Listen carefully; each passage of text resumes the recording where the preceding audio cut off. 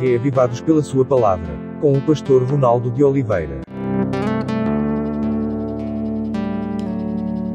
Olá, como vai? Tudo bem? Animado, animada para estudar mais um capítulo da Bíblia?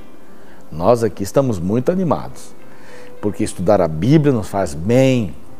A gente começa o dia melhor, por isso que a gente recomenda você aqui no programa Reavivados, por sua palavra, para que comece o dia lendo a Bíblia. Sua comunhão com Deus nas primeiras horas do dia. Se não puder, tudo bem, faça em algum momento durante o dia, mas crie uma rotina boa, uma rotina positiva, para você ter sempre a palavra de Deus no seu coração, todos os dias. É como o ar que a gente respira. A gente precisa do ar, não é? A gente precisa da palavra de Deus também. Estude a palavra de manhã, arrume a sua cama e seja Jesus para as pessoas. Esse é o nosso moto aqui, o nosso lema. A gente repete isso várias vezes, tá bem? Bom, agradecemos também ao Cevisa, Centro Médico de Vida Saudável.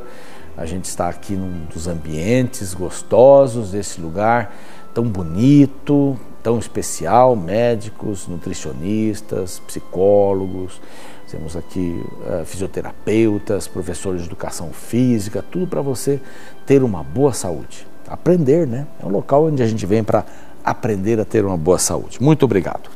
Vamos começar o livro de Êxodo.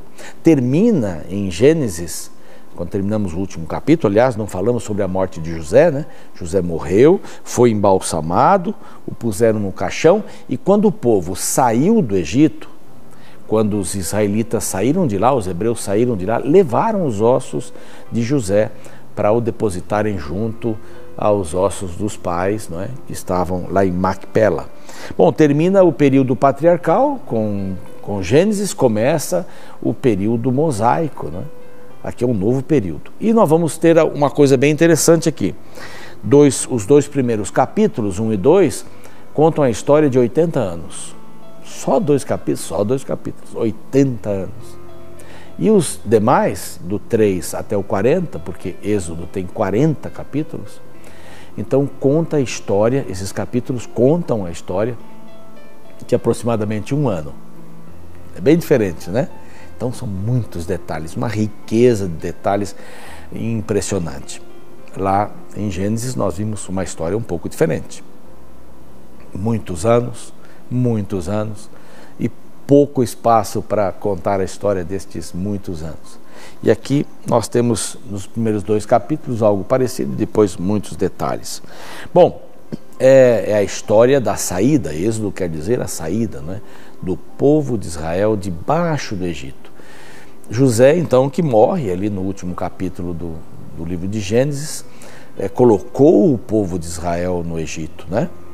A prisão dele, ou como escravo, né, para ser vendidos pelos ismaelitas para o povo do Egito. Depois ele vira mordomo, vira prisioneiro e vira o segundo homem em todo o Egito, por causa da revelação dos sonhos. Aí você pode ver nos capítulos anteriores. Mas ele tem a possibilidade de trazer o pai, né, os irmãos, as famílias, e eles vieram em 70 pessoas. Menciona o nome dos irmãos aqui logo no início, são esses os filhos de Israel, né, que entraram com Jacó, Israel e Jacó, mesma pessoa, né, no Egito, cada um com a sua família. Então diz Rúben, Simeão, Levi, Judá, Issacar, Zebulon, Benjamim, Dan, Naftalim, Gad e Aser. E todas estas pessoas que desceram com Jacó eram um número de 70. Por que ele menciona os 70 aqui? Para depois mencionar a grandiosidade. Durante todos esses anos, eles ficaram 430 anos como prisioneiros aqui. Então, menciona a história de José. Dentro desse período de 430 anos está a história de José e os seus parentes descendo também para o Egito. São 430 anos que eles passam ali, entraram com 70 pessoas e mais para frente nós vamos ver que eles saíram com 600 mil homens, fora mulheres e crianças. Então, alguns imaginam 1,5 milhão, 2 milhões de pessoas, não sei, mas era muita gente, não é? Que saiu, 70 para esse número astronômico.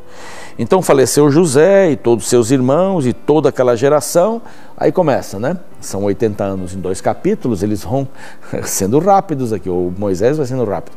Toda geração falece, todos eles morrem, não é? Mas os filhos de Israel foram fecundos, aumentando em número. No verso 7 ainda, multiplicaram e grandemente se fortaleceram de maneira que a terra se encheu deles. E agora vem a preocupação. Entretanto, nesse meio tempo, se levantou novo rei sobre o Egito, que não conhecia José. Olha que coisa tremenda. Não conhecia José, não sabia da relação de José com o povo egípcio. Nessa ocasião, os egípcios já tinham expulsado, né, aos Hicsos, que dominavam o Egito. E foram várias batalhas até que eles foram totalmente expulsos. Então, eles não gostavam de estrangeiros, mas eles não entendiam que José teve um papel fundamental para que o Egito fosse o que era hoje, né? Ou naquela data, melhor, né? Hoje não, naqueles dias, né? Eles não sabiam, não conheciam a história. Um faraó que não conhece José, pronto.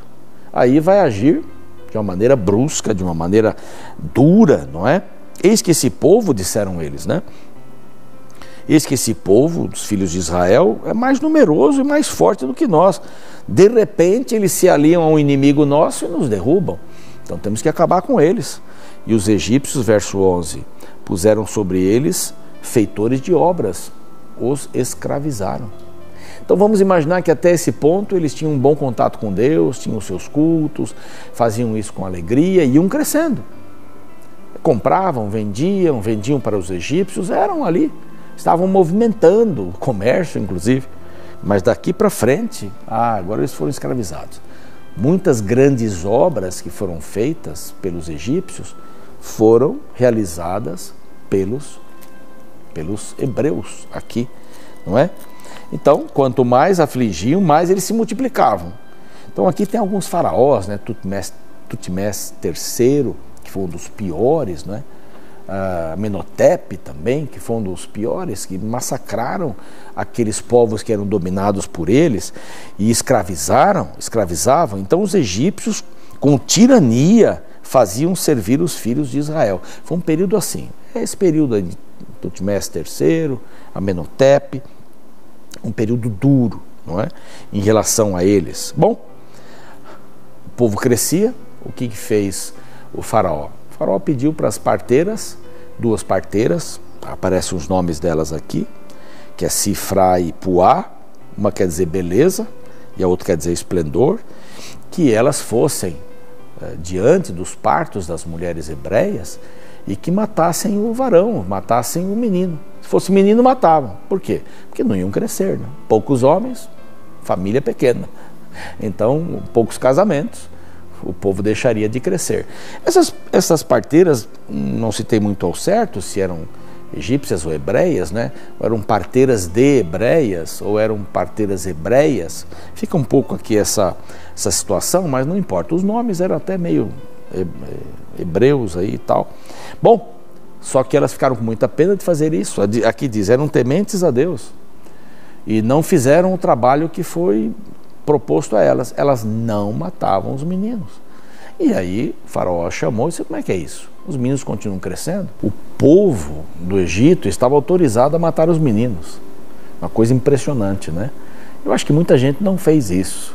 Não eram todos, mas alguns, talvez mais animados, acabaram fazendo isso.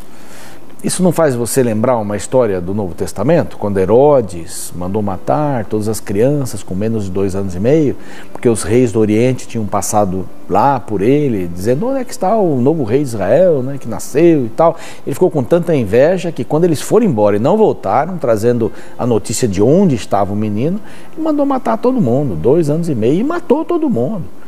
Havia uma profecia no Antigo Testamento dizendo que choravam as mães pelos filhos que estavam morrendo, estavam sendo assassinados, coisa incrível, né? Isso porque Satanás queria acabar com a possibilidade de que o futuro Salvador, libertador, o Messias, vivesse. E aqui é a mesma coisa. Satanás queria acabar com a possibilidade que o futuro libertador do povo de Israel também morresse. E já imaginaram Moisés morrendo aqui. Deus teria os seus outros planos, mas Deus cuidou para que ele não morresse. Por isso que aparece mais para frente aqui uma genealogia colocando Moisés ali como libertador, Arão e Moisés. Então era muito sério isso. Moisés foi preservado, vamos ver no capítulo 2. Deus tem sempre cumprido as suas promessas. Satanás tem tentado derrubar sempre os planos de Deus, mas Deus está ali, segurando os 4 ventos da terra. Imagine se ele soltasse os ventos agora, um dia esses ventos serão soltos, os ventos da maldade. Vamos orar pedindo a Deus a sua direção? Pai querido, dirija a nossa vida. Temos problemas, necessidades, desafios e gostaríamos que o Senhor sempre estivesse do nosso lado e que ouçamos a tua voz. Esse é o mais importante, porque o Senhor vai estar conosco. Em nome de Jesus, amém. Muito obrigado pela audiência de hoje, espero você amanhã. Capítulo 2 de Êxodo, programa Reavivados por sua palavra.